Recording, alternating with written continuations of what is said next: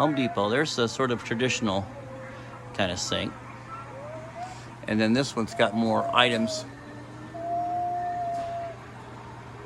for slicing and dicing. And I don't have the price on these right this second, but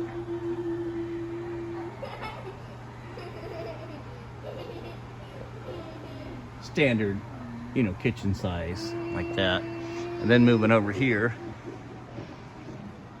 this is a single with the screen and like a black smoked steel, and that is standard sort of stainless with the one tub and screen, and it shows that, and size. These are probably pretty standard. And once again, I don't see any of the prices on that. This one here, that double down there, that shows that being that we looked at over the other side.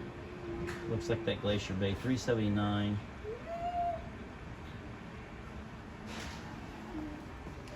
And here's one. I don't think they have it up here. I don't see this one. This is a more less expensive. Maybe it's an even smaller. I don't know. But that shows this at $159. So it might be a smaller size. I'd have to look at the comparison. This is the one that's like $420. It's all granite composite. No, that's granite composite. And this is a fire clay. So I don't think it's steel with enamel. I think it's a fired clay. And here is,